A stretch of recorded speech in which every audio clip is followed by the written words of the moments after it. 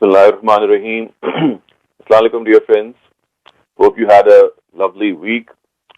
We are back today with another topic, and hope, inshallah, that this topic will contribute in your understanding towards the Quran. So, we have been studying various aspects of the Quran, and these aspects have generally been from within the text of the Quran. So, we have studied the directives of the Quran related to various issues. But today, slightly, we'll take a departure from the content of the Quran, and we will discuss the Quran as a whole. We will discuss the structure of the Quran, and we'll also discuss the style of the Quran. So it's more of an introductory lesson regarding the overall arrangement and the overall style of the Quran. And as I said, that previously we have been discussing issues from within the Quran, and the content of the Quran has been discussed. But today I thought that this is also something very interesting for all of you, or should be interesting, because it lets us know, it tells us how the Almighty has arranged the book in its current format, what is the wisdom behind the current format, and what exactly are the features of the Quranic style that we can call its distinctive style. And in this manner, it is an absolutely unique book. We cannot compare it to other books that we generally come across.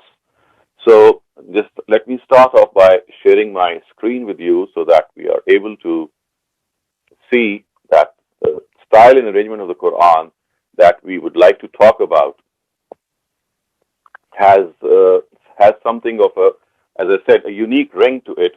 And if that unique ring is understood, then, as I've just written before you, that it is difficult to categorize the style of the Quran. I mean, if you start categorizing, if you would like to compare it to existing books, for example, is it a book of prose? Is it a book of quotations? Is it a book of history? Is it a book of poetry? None of these descriptions would fit with the style of the Quran and would not describe the style of the Quran in an accurate way. But the closest similarity that we can find of the Quran, and again, this is not an exact similarity, it is the closest similarity that we can find, is that it is a book of dialogues. Yes, it's a book of dialogues. It's like an oration in which dialogues have taken place, and not between characters that have been assumed or which are hypothetical, as is the case of many books that we come across in which the dialogue is between personalities that we just imagine. But this is actually a book of dialogues, and those dialogues have taken place between real characters of 7th century Arabia. So if you're able to gauge this sentence, this will actually be instrumental in solving a lot of key issues vis-a-vis the structure, the style, the arrangement, the format of the Quran. So the thing that you need to understand is that the closest similarity that the Quran bears with any book is as if it's a book of, let me add this word, it's a book of divine dialogues. And those divine dialogues have been, as I said, have taken place between real characters. But why I say that these are divine dialogues? Of course, they have taken place between real characters. And just let me show who these characters are. But they have been conveyed through the tongue of the Almighty. So, although there are various characters which speak in the Quran, and they are real characters, but the way they speak is that the Almighty Himself conveys their speech in His words. So, therefore, the term divine. So, divine only points out to the fact that these dialogues, although originate from real personalities, as if they are speaking, and in fact they are speaking, the words are from God Himself. And in order to understand how clearly you can see that these are divine dialogues, I'm sure as many of you would have already studied the Quran or even read the Quran. So there are a number of verses which begin with these phrases which I've just spelled out before you. Ya ayyuhal ladhina amanu, Ya ayyuhan nas, Ya ayyuhal insan, which means, oh those who believe, oh people, oh man, oh human being. So see, it's like someone calling out to someone. And of course, here, the calling out person, the person who calls out is God himself, speaks to other individuals. So if I add to my previous description of the style of the Quran, I'd say that these dialogues take place between these real entities, which you can see being spelled out before you. So it's Gabriel, at times Gabriel is speaking in the Quran. And the words which emanate from the tongue of Gabriel, of course, are then written right after him. Although it's not mentioned, you see, in conventional terminology, if you have ever studied a book of drama, in a drama, what happens is there are these characters. The name of that character is always written on the left, and we have a colon, and then whatever he speaks is written after that. Isn't that so? I'm sure you must have read a lot of things in which there are people speaking to each other, and this genre is generally what we call a drama, in which people are talking to each other.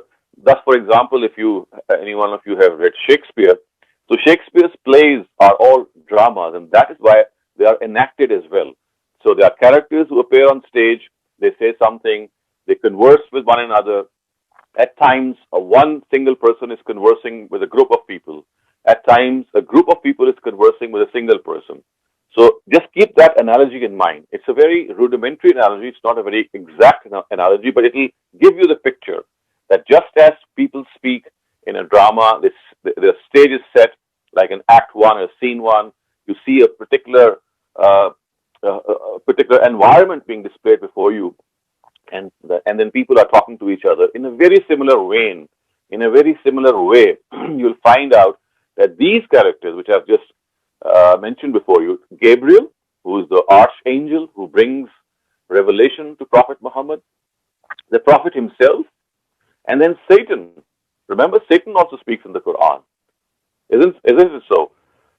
So he tells us that he's going to lead us astray. A number of verses in the Quran which tell us that he is on a mission, and God has given him this respite, that till the day of judgment he's there to lead mankind astray. He has been given this opportunity.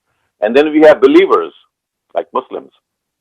And these believers, of course, are people who have accepted or embraced faith, and they have accepted Muhammad as the Prophet of God, and therefore now they have become believers. They believe in Prophet Muhammad. And then we have hypocrites. So, as you know, hypocrites are people who are amongst Muslims, but they have a different agenda. They pose themselves to be Muslims, but within themselves, they are people who have subversive activities. They have a plan, and they would like to disrupt a lot of things that goes on within the folds of Islam. And then we have the polytheists of Arabia, the Ishmaelites. So, in Arabia, they were, you can say that they were the people from whom the Quraysh also which is the tribe of the Prophet. So they were also from among the polytheists. The polytheism is a religion, of course, which means believing in more than one God.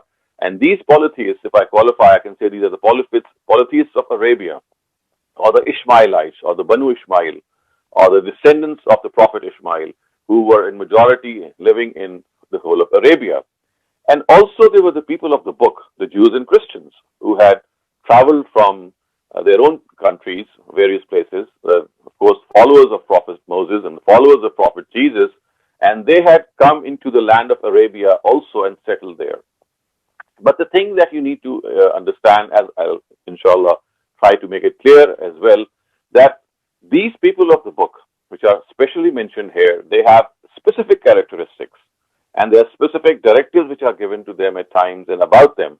And they cannot be regarded to be the same Jews and Christians who today exist in our times, because there is a very marked difference between the Jews and Christians of the times of Prophet Muhammad and the Jews and Christians of today. And what is that difference? That basic difference is that those Jews and Christians at times were taken to task, they were punished, wars were waged against them, because they had intentionally denied Prophet Muhammad. Intentionally, remember these words and just keep them in your mind. Intentionally, deliberately, in spite of knowing that he is a true prophet.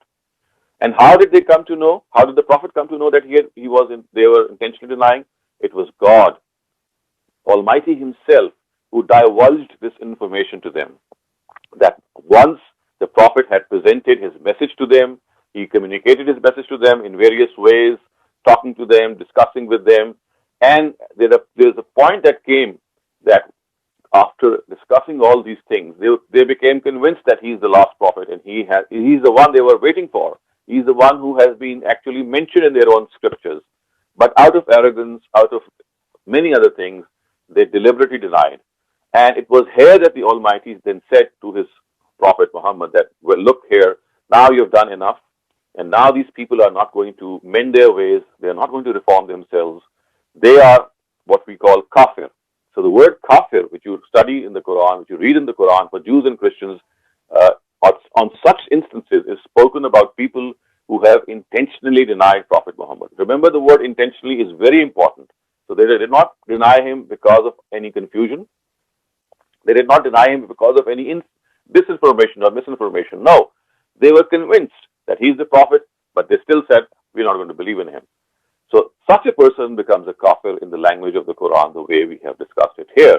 And today, the Jews and Christians, there is a fundamental difference. You see, in the times of Prophet Muhammad, this nature of Jews and Christians that they are intentionally denying, you know what? Intentional denial is something that no human being can judge. Even prophets of God cannot judge. It relates to a person's intentions, a person's inner self, and only God is aware of a person's inner self. So in the times of Prophet Muhammad, he chose to disclose who are the people who had actually denied. And this information came to the Prophet, and the Prophet was told, along with his companions, that if they do not desist from this behavior after a certain period of time of respite, then they shall be taken to task. However, today, my friends, this is a very important distinction that we have to make. Today also, Jews and Christians exist. And they might also be intentionally denying the Prophet, but we have no means to know that. Why? Because that information is something which is always divulged, always communicated by the Almighty, since it relates to intentions. And after the termination of the institution of revelation, after the termination of the institution of prophethood, the Almighty no longer communicates to people. So in his own times, in the times of Prophet Muhammad, he would tell people how this happened and how they would be guilty of intentional denial. But today we have no knowledge of that. So today we cannot call Jews and Christians to be kafir in the sense that I've just told you, that who intentionally deny, because we simply cannot know. And the other thing which is important is that in the times of Prophet Muhammad, he as a messenger of God was there as a representative of the Almighty. And he was delivering the truth, he was clarifying these concepts in such a way that they were left with no excuse to deny him. So today, both these things are absent. We neither have a prophet of God explaining to these Jews and Christians that something is wrong and they are not doing something right, nor are we able to find out whether a particular Jew or Christian is deliberately denying Prophet Muhammad. So you see, this is the distinction that you have to make, that today, the verses of the Quran which speak harshly vis-a-vis the people of the book, like for example, you have to wage war with the people of the book, which are the Jews and Christians, to punish them. This is mentioned in the Quran. You cannot pray for the forgiveness of polytheists. This is also mentioned in the Quran. This cannot be extended to today's period. Because as I said, the polytheists are the people of the book of the times of Prophet Muhammad. They were punished for deliberate denial. But today, that punishment cannot take place because that deliberate denial can never be known. Plus, we don't have a prophet of God. So, punishment for a deliberate denial requires two things. One, the existence of a prophet himself, and not only a prophet, but a messenger of God. And two, it also requires that someone who is that someone? God himself. God tells his prophet, well, now time is up for them. You just don't need to go on because they are not just, they're not confused. It's not that they are not understanding you. Now they are after you. They are even after trying to killing you. So this is that fundamental difference between the Jews and Christians of the times of Prophet Muhammad and the Jews and Christians of today.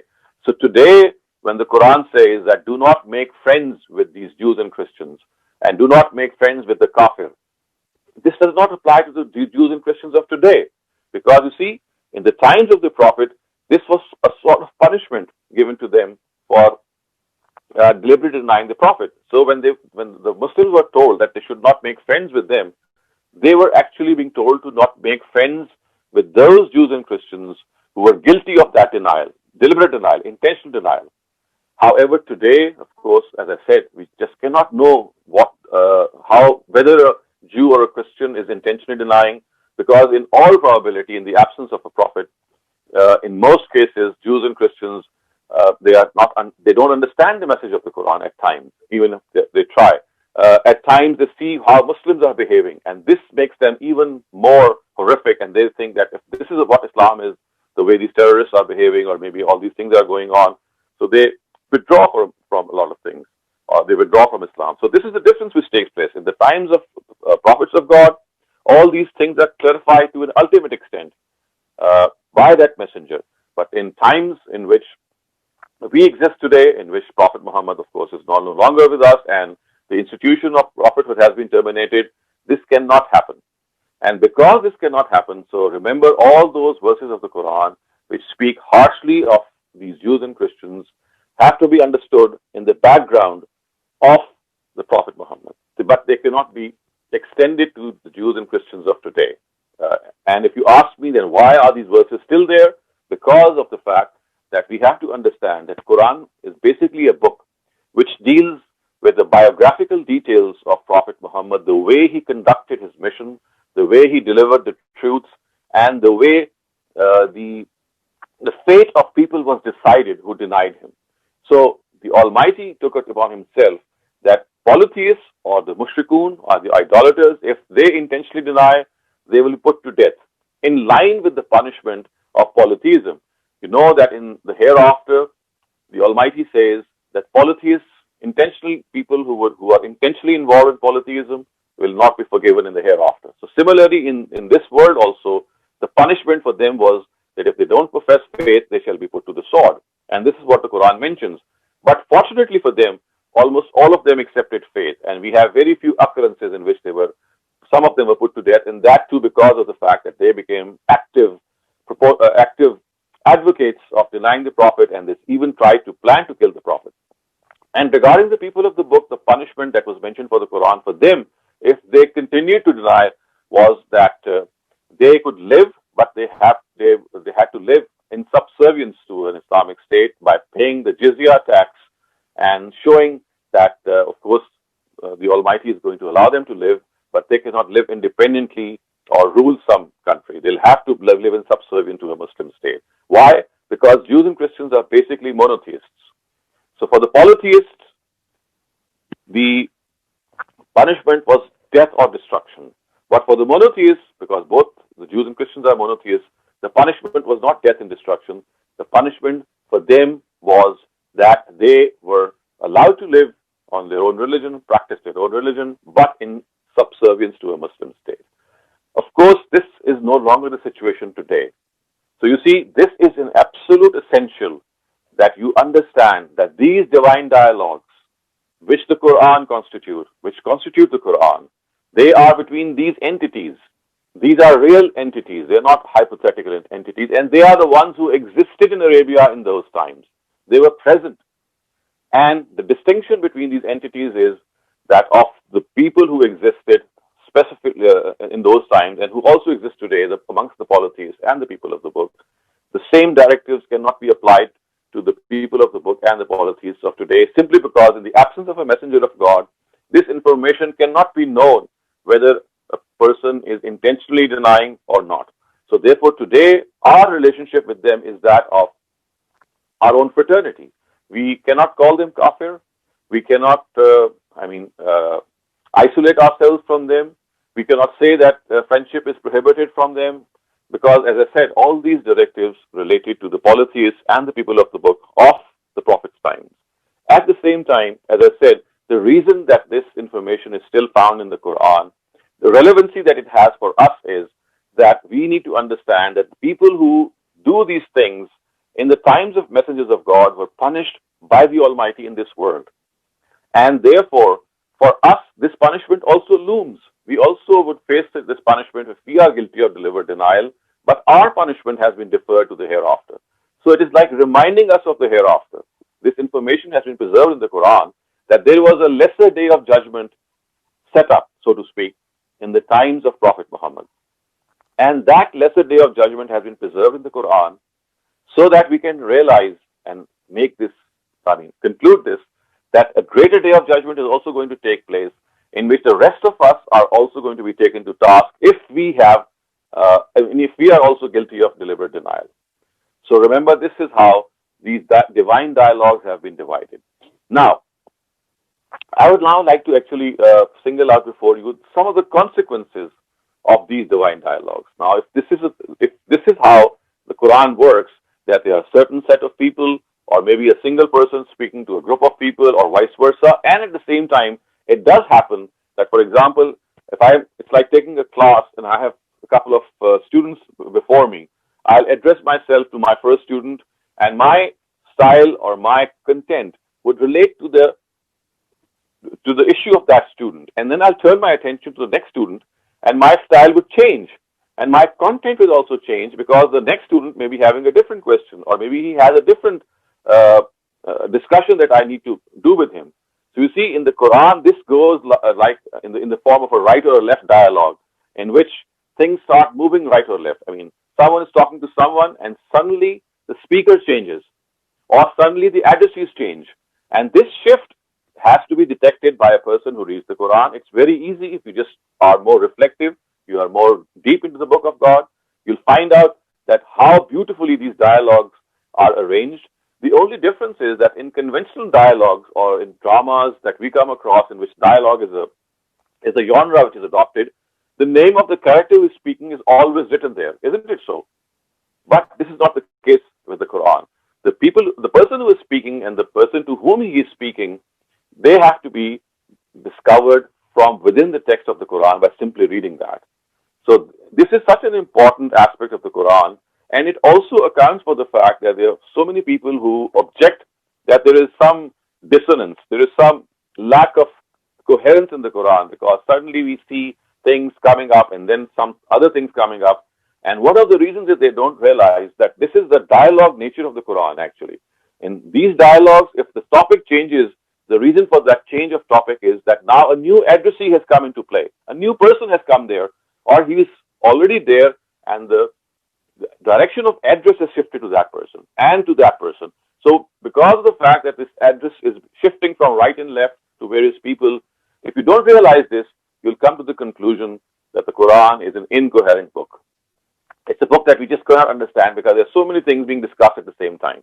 But if you are able to gauge the fact that no, this is the Quran in which this dialogue is taking place between various individuals, and the content of the dialogue varies with the person, you'll immediately come to understand how this whole coherence works.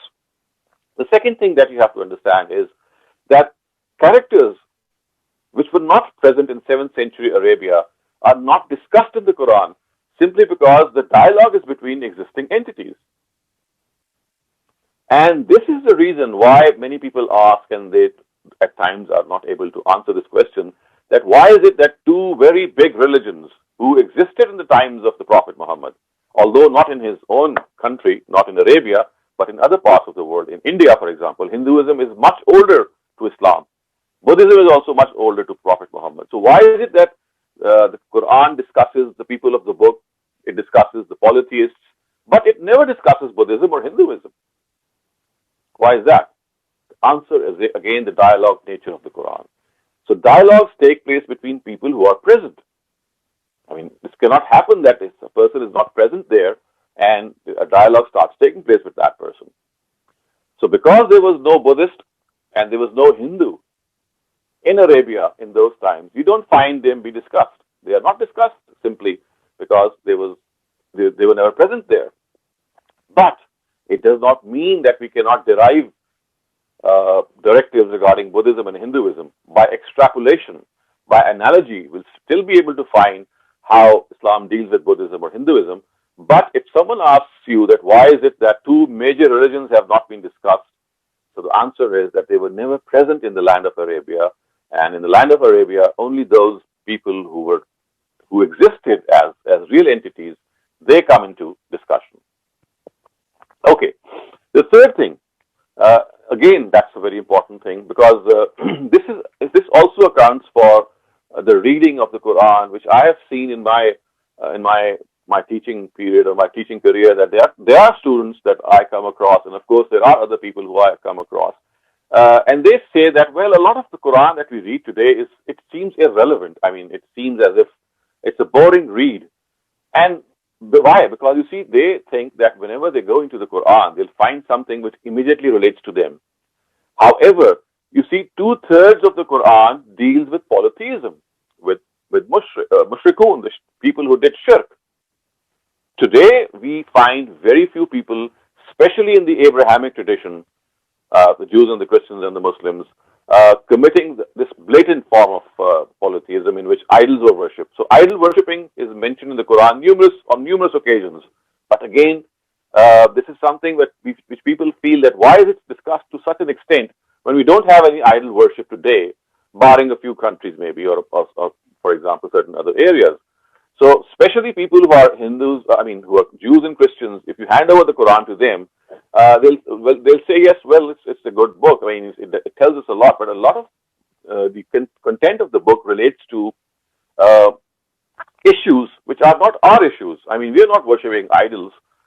So again, this is where you have to understand the dialogue nature of the Quran, because of the fact that this dialogue took place with the mushrikun of Arabia. Remember Arabia. And those Arabian people, they were idol worshippers. They worshipped idols. So therefore, it was but natural that the major content of the Quran relate to idol worshipping. Remember the Prophet's own nation, the Quraysh, his own tribe, they were idol worshippers. And a better part of people living in Arabia were idol worshippers. So the Quran had to discuss idol worshipping. Similarly, we have the Jews. Mainstream Jews are strict monotheists. But the Jews living in Arabia had a different ring to them. They were also people who regarded the Prophet of God to be God's son. So just as the Christians regarded Jesus to be the Son of God, the Jews of Arabia, not the mainstream Jews, but the Jews of Arabia regarded Ezra to be the Son of God. And that is what the Quran tells them. However, this is not the case with mainstream Jews. So again, you have to fill the gap by understanding that this is not the belief which is being discussed of all the Jews of the world, but the Jews of Arabia. And this again is why is it discussed? Because of course the Jews of Arabia were under discussion, not the Jews of the rest of the world. So this actually tells you how deeply and intricately the Quran is. It speaks of entities so close. It has a lot of localized culture in it. There are things in which you'll find that these localized phenomena are such that they at times don't appeal to you. For example, the description of paradise. The description of paradise which is given relates to the Arab imagination a lot. People who today might read of this description, they might not be very thrilled. But of course, for them, the Quran still mentions that you'll get whatever you want. But the description itself is more related to the Arab mind, and like having rivers and mountains, and paradise will have rivers which have honey, and rivers which shall have milk in them, and they will be given pure wine to drink, etc. So there are a lot of things which have that ring of localization, I would say. But and the reason is the same, because the Quran is discussing with them who were right there. For the rest of us, of course, the Quran, as I said, incorporates the sentence that وَلَكُمْ فِيهَا مَا تَشْتَهِي أَنفُسُكُمْ, which means that, well, people or all the people there will get whatever they desire. But that is not explained in more detail, and it's left to our own imagination, simply because, of course, it had to accommodate the rest of the world as well. But for the people who were direct adversaries of Prophet Muhammad, they needed to be described the pleasures of paradise according to their own imagination. So you see, this is as far as the style is concerned. And if you have understood thus far, I can tell you that You have with you the skeleton key of studying the Quran. You have with you the basic information that will make you equipped with understanding a lot of issues of the Quran, because now you are in a position to understand the style of the Quran. It is not, as I said earlier on, the same style which we come across when we read books. It's not the same style which we come across when we have those conventional formats of the books that we have today. Okay, now I have another style, another part of my talk today. Now I'll ask you that if you would like me to go on, if this topic is, I mean, not that difficult for you, and you would like some more information, then I'll discuss the section two, which now relates to the format of the Quran. We've just discussed the style of the Quran, the way the Almighty speaks. So if you think that this is something which is enough for today, because I know that this is something new also, it is also something that you might need to discuss, I can stop here and we can have an engaging discussion.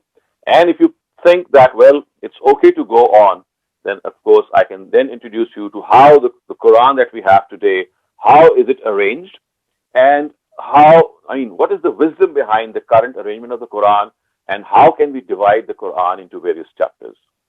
So what is your opinion? Should I go on, or do you think that is enough for today? Now, this is the second thing that I'm going to discuss, and that is the arrangement of the Quran. What exactly is the wisdom behind the arrangement that we have today? Okay, for this we need to study a little more, and in fact, the Quran itself has spoken about its arrangement. And if I spell out this verse before you, this is the 15th surah, which is Surah Hijr, and the 87th verse. It says, وَلَقَدْ آتَيْنَاكَ سَبْعًا مِّنَ الْمَثَانِي وَالْقُرْآنَ الْعَظِيمِ. It says, we have bestowed upon you the 7 Mathani, which is the great Quran. And if I translate the word Mathani, it would mean that, O Prophet, we have bestowed upon you 7 chapters composed in content which is paired. 7 chapters composed in content which is paired. So if I further explain it, it would mean the Almighty is telling the Prophet that we have given you this Quran in 7 chapters, such that in each chapter the surahs occur in pairs. Isn't this intriguing? Isn't this something very, very, I would say, revealing of the Quran? That the Almighty Himself is telling the Prophet that I have given you these 7 chapters, and within these 7 chapters, the surah or the content, of course, what is the content? The content is obviously the surahs. So they occur in pairs. They occur as duals, you can say. And you see, this is something you might be finding very, very close to your heart as well. For example, to give you a very prominent example, look at the last 2 surahs of the Quran, Falaq and Nas. Don't you immediately recognize how close they are in their structure and pattern? They immediately speak out as if they are pairs. Similarly, Surah Duha and Alam Nashra. So they are placed right after one another, and they complement one another. What do you mean by the term pair? The meaning which is actually conveyed by the word pairing is that they complement one another. There is something which is found in one surah. It might be found in a very concise form in one surah, and its paired surah would actually describe it in detail. So there would be one vacuum in one surah that would be filled by the other surah in somehow or the other form. So if you take the Quran in a manner that you group the surahs in these pairs, you'll find out how one surah helps in understanding the first, or the first surah helps in understanding the second, and the second in understanding the first surah. And of course, there are exceptions as well. There are a couple of surahs who don't have a pair. For example, Surah Fatiha, which is the first surah of the Quran, it does not have a pair. It is a standalone surah. But the rest, most of the rest, I can say, well over the 98% of the Quran, all of it is arranged in pairs, in surah pairs. And all of these surah pairs, they all occur in 7 chapters. Okay, let me now just detail out before you these 7 chapters. So chapter number 1, you can see being displayed on your screen. It starts with the first surah, which is Surah Fatiha, and it goes on to the fifth surah, which is Surah Ma'idah. The first surah, and one thing more that I'd like to explain here is that within a chapter, there are surahs which are Meccan and there are surahs which are Medinan. And as you can see by the very name, what is the Meccan surah? The surah, any surah which is revealed when the Prophet was in Mecca is called a Meccan surah. And you also know that the Prophet at one time, he migrated from Mecca to Medina. So all surahs which were revealed when the Prophet was in Medina, they are called the Medinan surahs. So we have another basic structure, a basic division of the Quran in which there are Meccan surahs, all surahs which were revealed in Mecca. And we have surahs which were revealed in Medina. So if you look at chapter 1, you'll find that Surah Fatiha, which is the first surah, is a Meccan surah. And the rest of the four surahs, which are Surah Baqarah, Surah Ma'idah, Surah Nisa, Surah Al Imran, Surah Nisa, and Surah Ma'idah. These are the four surahs which are in Medina. And so on and so forth. I mean, this is something that I don't expect you to memorize, or you just need to go through it to find out that these are the 7 chapters of the Quran, and they have been arranged in a very meaningful way. So right up to the last chapter of the Quran, of course, starts with Surah Mulk, which is the 67th surah. It ends on Surah Nas, which is the 114th surah. And we have a whole chunk of Meccan surahs in the last chapter, from 67 to 112. And there are only 2 Medinan surahs, which are Surah Falak and Surah Nas. So just make yourself familiar with this chart. I mean, you can keep it handy. Whenever you're studying the Quran, you might take a printout and just place it on your desk or even on your computer, so that when you study a particular chapter, you know that this chapter is placed in a certain way in the Quran, and each chapter has a certain theme, and that theme again revolves around the characters which are portrayed in those surahs. Okay, if you are now able to just make yourself go through these 7 chapters, you can see that this is how the Quran has been arranged. So these are the 7 chapters of the Quran. Each chapter is divided into Meccan and Medinan surahs. And remember, within each chapter, all surahs occur in pairs. So there are they occurs in twos. And what is the wisdom behind this pairing? The wisdom behind this pairing is that each surah complements, each paired surah complements the other. It's like a supplement. It's like a complement. Something would be concise in one surah, it would be explained in the other surah. Something would be, arguments would be given regarding a certain premise from history, for example, in the first surah. And in the second surah, arguments would be given from a person's conscience regarding the same premise. So the style of the arguments might change. And what does this do? It adds variety to the Quran. You see, there are so many people in this world who have different dispositions. And no 2 persons are alike. No 2 people are alike. And this variety in the Quran, in which you see this paired phenomena, the fact that they have a certain placement in the Quran of being Meccan and Medinan and then being placed in a chapter, this all imparts a unity on the one hand, because of the fact that it's a unified book, and at the same time, it accounts for various dispositions, various temperaments, various intellects to delve deep and understand the Quran. So this is how the Almighty, of course, He knew us before we were born, and He knew how our minds would work. So on the one hand, He created a unified whole in the form of the Quran, and on the other hand, when He created these chapters and these divisions, He accounted for all sorts of people so that they could understand, and one thing would fill the gap of the other. Okay, let's go ahead. Now, these are some of the details of the chapters that I'd like you to understand. The chapters that we have just gone through. So the first detail is that each chapter begins with 1 or more Meccan surahs and ends on 1 or more Medinan surahs. It's very easy. Within a chapter, if you start off a chapter, then in each chapter, this principle is followed in all the 7 chapters. All the surahs which are in the initial part of a chapter are always Meccan. And all the surahs which come at the later instant, they're all Madinan. So we have a group of Meccan surahs arranged together.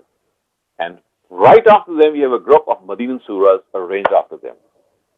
This is just the first point, that the Meccan surahs always come first, then the Madinan surahs. And this leads us to the second point. And what is that? Within each chapter, the sequence of the surah is chronological. It's something beautiful. I mean, the whole Quran is not chronological. It is not in the same order as it was revealed. It has a different order. However, in each chapter, the order is historical. The order is chronological. So, for example, the surah coming first in a chapter would always be revealed before the second. The second would always be revealed before the third, and the third before the fourth. So, if you have, for example, 4 surahs in a chapter, the surah which comes first will be revealed the first. The surah which comes second would be revealed between the first and third. And it would never be anti-chronological. It would not be out of any historical sequence. The historical sequence would be followed within a chapter. Remember, not in the whole Quran, but within a chapter. The whole Quran has a different arrangement than it had when it was being revealed. It was given a new arrangement. But this arrangement within the chapter is historical. It means that it is the same, the way history, in which these surahs were revealed in history. Okay. Point number 3, that each chapter discusses some aspect of the overall theme of the Quran. You remember that there is a theme of the Quran, and that theme of the Quran is, which I just discussed before you, that Prophet Muhammad delivered the worldly judgment in his times against the Jews and Christians who had intentionally denied. So this is the theme of the Quran. This is I would say, the topic of the Quran, that the worldly judgment of the foremost addressees of Prophet Muhammad, how they were actually finally dealt with. See? And now what happens is that this is the overall theme, but within the chapter, some part of that theme would be discussed. I mean, it would not be the overall theme. For example, in the overall theme, it is discussed how the Jews and Christians and the polytheists, they were delivered the truth. A lot of questions that they had in mind, they were answered, and an explanation was given.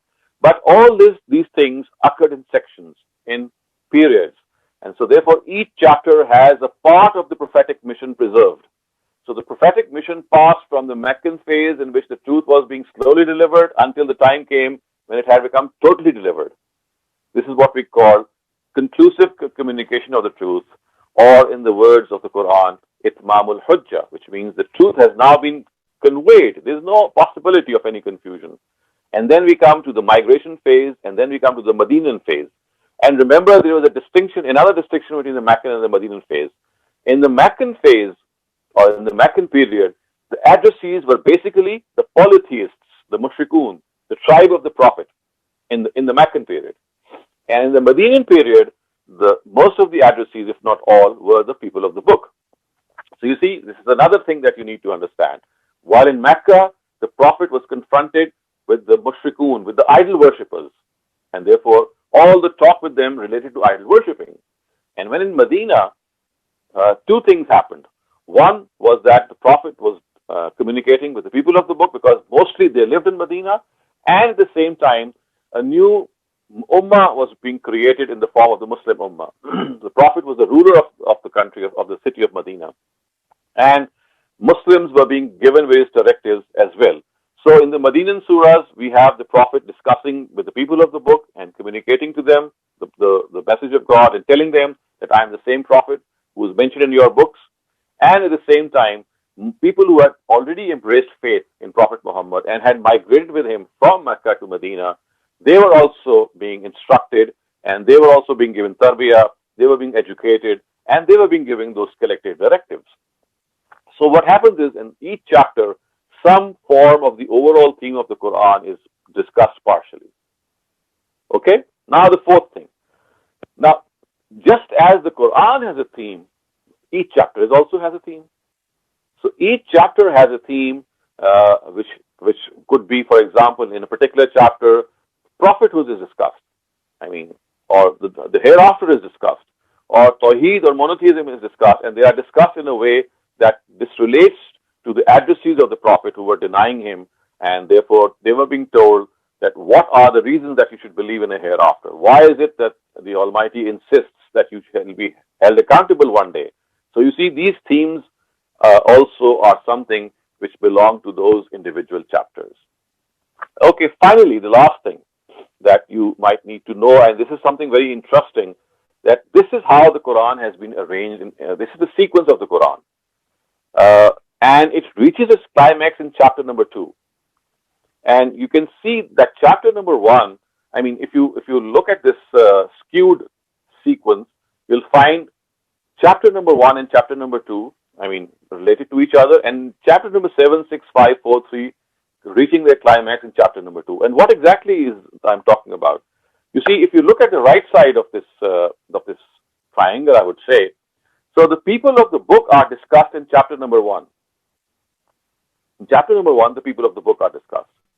And from chapters number 7, 6, 5, 4, 3, and 2, it is the polytheists or the idol worshippers who are discussed. And at the same time, chapter number 2 happens to be the pinnacle, it happens to be the climax of the Quran, in which from this side, the people of the book, and from this side, the idol worshippers, they are delivered the truth. They are being told that their own beliefs, they need to be corrected, they need to be reformed. These are the mistakes they are making. So the truth is being delivered to both of them. And by the time this whole conversation reaches chapter number 2 like this, what happens is that the truth has been conveyed to both these denominations. So the people of the book, they have been explained everything on the one hand, which is from chapter number 1 to chapter number 2, and the idol worshippers, they have been explained everything in chapters number 7, 6, 5, 4, 3. So if you understand this whole sequence, you'll come to realize that what has happened in chapter number 2 is that a lesser day of judgment has been depicted. What is that? Which I just described when we were discussing the divine dialogues of the Quran. That what happens in those divine dialogues is that the Almighty asks His Prophet to engage in conversation with these people and make them understand that they have to believe in the last prophet. And if they don't believe in the last prophet, it would be something that they are going to do only if they deny their own selves and if they intentionally deny. And that is something which is going to be punished. For exactly the same reasons, we find on the one hand the Jews and the Christians being addressed, and on the other hand the idol worshippers being addressed. And all of them reaching a climax in chapter number 2, in which now the judgment of the Almighty is pronounced. And it has been told in chapter number 2, in the last surah of the chapter number 2, that is Surah Tawbah, which is the 9th surah. So you can see that the actual climax of the Quran occurs in chapter number 2, and within chapter number 2, the surah in which this climax is reached is the 9th surah. So remember, chapter number 2 has 4 surahs, 6, 7, 8, and 9. 6, 7, 8, and 9. So in 6, 7, and 8, once again, the theme is brought to an end. It's progressing in a manner which is going to reach a climax. But in the 9th surah, which is the last surah of chapter number 2, this divine judgment is finally pronounced. And it is said that if the people of the book, they don't desist from their denial, then war will be waged against them, unless they accept jizya and live in subservience to Muslims. And to the idol worshippers, it is told finally that if they still don't profess faith after all these years in which the truth has become evident to them, then they shall be put to the sword. Why? Because they're idol worshippers, and for idol worshipping and polytheism, the rule is that in the hereafter they're going to be punished and they're going to be put to and consigned to hell. And so the same punishment is going to be for them in this world as well for being idol worshippers, and then they will be put to death. But as you remember, I just said earlier on that this never happened. Almost all of the idol worshippers in the times of the Prophet, they accepted faith and they became Muslims. On the other hand, the Jews and the Christians, many of them did not accept faith, some of them did. And later on, the companions of the Prophet finished the job of the Prophet when they attacked Rome and Persia, not because of extending the Islamic country or the Islamic polity as is generally understood, but because they were punishing these people of the fact that they had intentionally denied a certain truth. So you see, this is how the Quran reaches its climax in a beautiful way, in which both these entities, the Jews and the Christians and the idol worshippers, they are addressed in separate surahs, in separate ways, and then in chapter 2, the final decision of the Almighty, the final verdict of the Almighty is delivered. And this should make it clear to you even more that how the Quran is arranged as far as those dialogues are concerned, as far as those addresses are concerned, and at the same time, the way this judgment is delivered, that this verdict is delivered, is something which has to be specific to the addressees of Prophet Muhammad. So they cannot be extended, as I just said earlier on, to the Jews and Christians of today, simply because this intention denial could be known in the times of Prophet Muhammad, because God was communicating it to him. But today, this cannot be done so. So all those things which are mentioned for the people of the book, like, for example, wage war with them until they accept jizya, or don't make friends with them because they are people who have denied the Prophet, they shall always relate to the immediate addressees of Prophet Muhammad, who existed in those times, and now all of them have died and they've passed away. And today's Jews and Christians no longer can be regarded as the same Jews and Christians, simply because we just cannot know if this is what they are doing, if they are denying it intentionally or not. So with these words, I come to an end to my discussion. I'm sure it might have invoked a lot of questions, and I am also sure that it might be something of a burden to you, because of course it might be new information. As I said, as far as the style of the Quran is concerned, this is again something that you have to understand. It's like a book of dialogues, and at the same time, as far as the arrangement of the Quran is concerned, it's not like a book that we know. Remember, the books that we read, they always reach a climax in the last chapter. Isn't that so? The movies that we watch, they always reach a climax in the final scene. The dramas that we read, Shakespearean dramas, or Shakespearean comedies, or Shakespearean tragedies, they all reach a climax at the end. Isn't that so? But this is not the case with the Quran. I mean, if you understand the Quran's uniqueness, you'll find out that it's like a book in which the climax occurs in chapter number 2. On one side, the idol worshippers are being discussed. On the other side, the people of the book are being discussed. And the whole Quran is arranged in such a meaningful way, so that chapter number 2 becomes the pinnacle. It becomes the place of climax in which you get to know that this is the ultimate decision of the Almighty. And why is it that it finishes on chapter number 2? Simply because on one side, the addressees were different, and they were the people of the book. And the other side, the addressees were different. They were idolaters. So remember, the people of the book and the idolaters or the idol worshippers, they both have different beliefs. They don't have the same beliefs. So they had to be discussed separately. Otherwise, it would have become a jumbled up book. So the path that the Almighty took is that He discussed them in separate surahs, and when He arranged those surahs, they were in a way so that each denomination, each follower of a religion would be given enough space, and that space would always be taken up in a particular sequence in a surah and not in other surahs, so that when we read the Quran, we are able to clearly see what happened in the times of the Prophet and how those divine dialogues progressed, and ultimately a decision was announced as a result of those divine dialogues. Thank you very much for bearing with me. I have tried to make things simple, and I'm sure it might still not be that simple. So if you have any questions, please raise your hands. We can discuss those questions. Otherwise, in order to check whether we have understood it correctly, I have actually spelled out certain questions for you. You might be seeing them, and we'll have a collective discussion as well as a collective attempt on answering those questions. Okay, let me share those questions.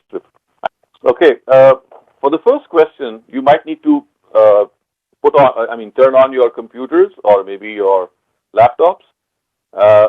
If you go to the first chart, the chart which was displayed very earlier on, here it is. So it says that there are 5 surahs of the first chapter, from surah number 1 to surah number 5. So the first question is that please write down the names of the first chapter, of the surahs of the first chapter. Sine, can you help us? Okay. So what are the surahs of the first chapter? Yes. Surah Al-Fatiha, Surah Al-Baqarah, Surah um, Al-Imran, Surah An-Nisa, and Surah Maida. Perfect, perfect. So this is your first chapter. And maybe whenever you have some spare time, you can just look up the chart and tally it with the list, and you'll get a whole list of the Quran which tallies with the chapters that I just spoke of. And within each chapter, you can see the surahs as well. So thank you for that, Sine. Okay, we go on to the next question. Okay, now the question is, which chapter do the following surahs belong to? Again, consult that chart, the first one, and let me know first of all that which surah. The first surah is Surah Yunus, which is surah number 10. Okay, so which chapter does it belong to? Can I ask Ariba? It belongs to chapter 3. Chapter 3. That's excellent. That's very good. Because as you can see that the chapter number 3 begins with surah number 10. Beautiful. Okay, Surah Ahzab. Okay, now let me ask Amira. Surah number 33. Which chapter does it belong to? Amira, do you have? You can just consult that diagram or that illustration, and you can just see where is Surah number 33 placed. Sir, 20? 20. We have only 7 Sir, chapters. I don't know which chart you're talking about. What I'm asking is that Surah number 33 is Surah Ahzab. Which chapter does it belong to? Okay. Which chapter? First, second, third, fourth, fifth, sixth, seventh. Which of these seven chapters does Surah Ahzab belong to? Sir, I don't know. Okay, let me help you. You see, you need to consult the material that I gave you. Have you seen the area in which, or the slide in which these surahs are being displayed, like this one, Amira? Yes. Yes. So see where the the surah number 33 belongs to. Chapter 4. Of course, so it's chapter number 4. Yeah. Thank you. Okay, the third question is regarding Surah 67. Okay. Yeah, I think it's 7. It is 7 because 67 is written there. Okay, Yeah. thank you. Okay, question number 3. Now, this is a question that you need to concentrate, all of you. So, chapter 2 has the following 4 surahs arranged in the given sequence. These are the surahs of chapter number 2. The first is Surah Anam, then Surah Araf, then Anfal, and then Tawbah. Okay. Now look at the statements which I have given just below them. So let me know that which of these statements is true and which one of them is false. Nida Aziz, regarding the first statement, is it true or false? I'm not sure. Remember, we just discussed that the surahs which are placed first will always be revealed first. Oh, So it's false. So it's false because Surah Tawbah could not have been revealed before Anfal. Okay. Question number 2. Okay. Regarding question number 2, Rayan Wahidi. Yes.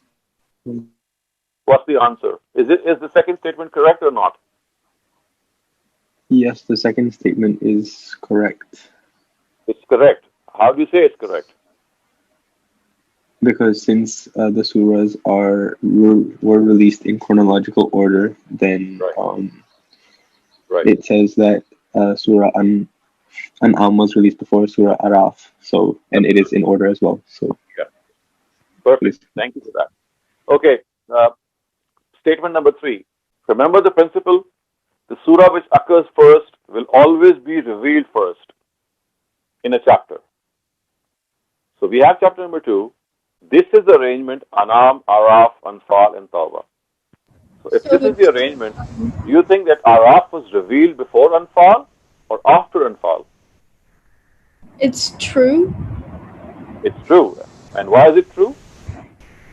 because in the question it says that in Surah Naf was first and then Surah Anfal was next. Correct. Absolutely. Thank you. Okay. The last question is whether Surah Anfal is revealed before Surah Tawbah or not. And so let me ask. Okay, Zara, Bernie. It's true. It's true. Absolutely. Thank you. Perfect. Okay. So now let's move on to the next question. So which of the following two statements are true? Now concentrate. There are only two statements which are true. The first statement is all Meccan surahs occur one after the other. The second is all Meccan surahs occur before all Medinan surahs. The third is all Meccan surahs do not occur after one another. The fourth is all Medinan surahs do not occur before all Meccan surahs. So only two of these statements are correct. Only two of them. So the option is either 1 or 2 or 3 or 4. So I'm going to ask each one of you because this is something that is very important. So only one of these options is correct, and one of these options. What does that mean? That only two statements are correct. We start off with Ahmed Mujtaba. I think it's statement 1 and 2. So which is the option that you're talking about? State 1, option 1. Okay. Okay, the next person. Ali, you are up next. 2 and 3. So which is the option that you're talking about? The fourth one. The fourth one. Fourth one. Okay. We can move on to Fatma and Ariba. Option 1. So is this Fatima or Ariba? Both of us. Both of us. Both of you. Mm-hmm. Okay. Well, I'm Fatima, but the answer is from both of us. Okay, that's good. So let's see that many of you have answered option number 4. I mean, I've just noted down all your answers, and I can see almost 70% of the participants going for option number 4. And let's now study option number 4.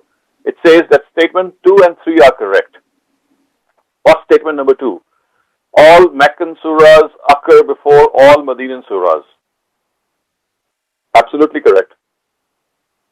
This is statement number 2 is correct. Now look at statement number 3. All Meccan surahs do not occur one after the other. People who have answered the first option, they have ruled out this. And I'll ask Ahmed Mujtaba, because you've answered that the option number 1 is correct, which is statement 1 and 2, and therefore you think that statement number 3 is incorrect.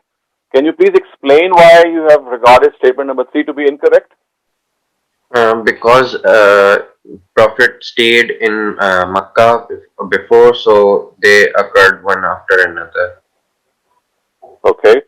And Musa, you also opted for option number 1, which means that you ruled out that the statement 3 would be correct. So you also said that statement 3 is incorrect. So why is it incorrect? So your answer, if I remember correctly, I noted it down, is that option number 1 is correct. Is that so? Yes. Okay. That would mean that statement number 3 is false. Yes. Okay. So can you justify, can you explain why you think that statement number 3 is false? I don't know if statement number 3 or 1 is false, but I do know that statement number 2 is true. I simply guessed with statement number 1. Okay. So you went along with the fact that because the first 2 statements are correct, so therefore you did not look more into statement number 3. Okay, let me ask Nida Aziz that because you went for option number 4, so you would be saying that all Meccan surahs, they do not occur one after the other. They are interspersed. Is that what you're talking about, Nida? Yes. Okay. And because of the fact there are so many people, 1, 2, 3, 4, 5, 6, 7, 8, 9, 10, 11, 12 people telling me that option option number 3 is correct. Now let us go to the content that we have studied and see what it says. What is statement number 1? Nida Aziz, can you read that? The first feature of a chapter. This chapter of the Quran begins with one or more Makkan surah and ends with one or more Medinan surah. Both are Makkan and... Okay. That is fine. So what does that mean? Does it mean that Makkan and Medinan surahs in a chapter can be interspersed? Or does it mean that all Makkan surahs occur first or together, and then all Medinan surahs occur one after the other? So remember what we said is that in a chapter, first of all Makkan surahs will come. Once the Makkan surahs are finished, the rest of the chapter will end on all Medinan surahs. So all Makkan surahs. Huh? The Makkan surahs come before the Medinan surahs.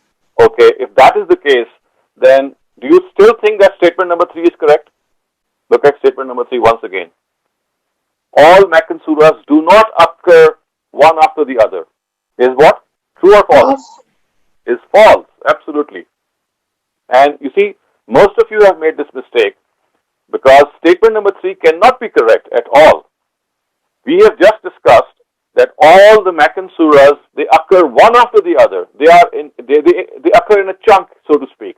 They are all adjacent because once they finish, the rest of the Medinan surahs will be placed. And this is the situation within one chapter, not the whole of the Quran. In each chapter, all Makkan surahs will be grouped together and they'll come first.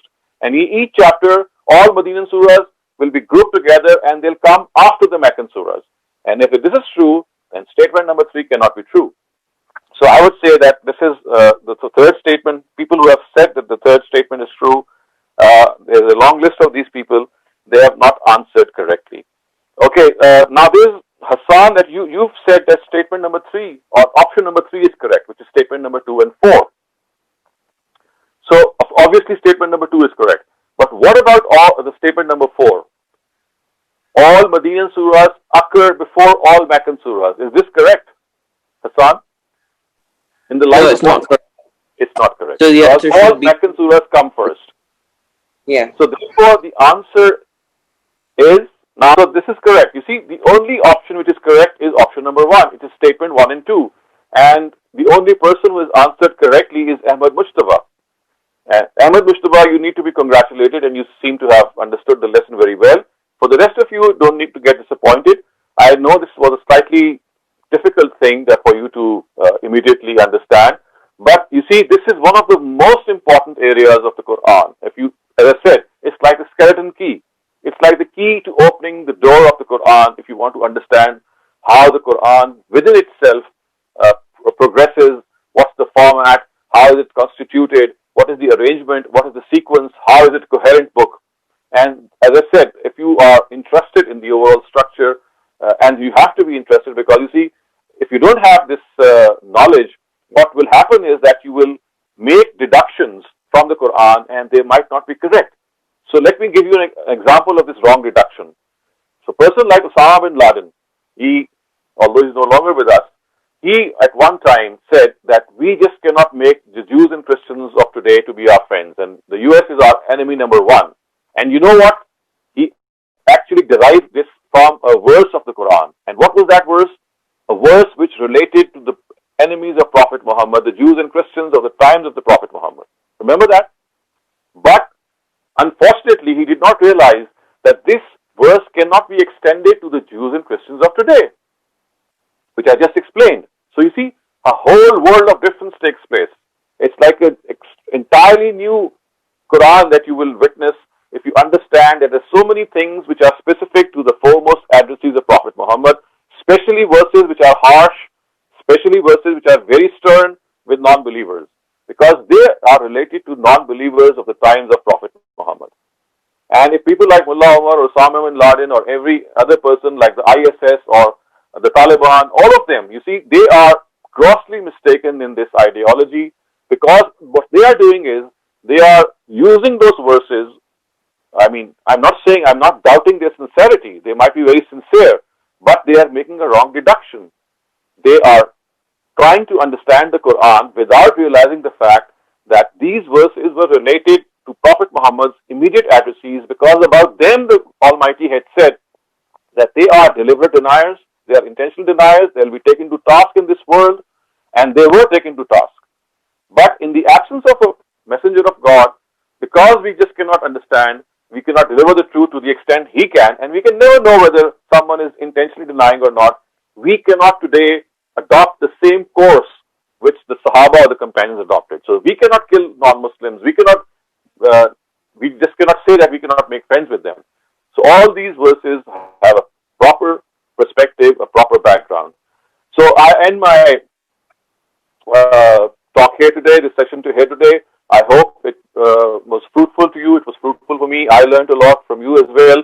So thank you very much for being with us, for being present in this class. And if you have any questions, please don't feel hesitant. We always have our WhatsApp group in which these questions can still go on during the week before we come back next week, inshallah, with the new topic. So until then, it is Khuda Hafiz from your teacher.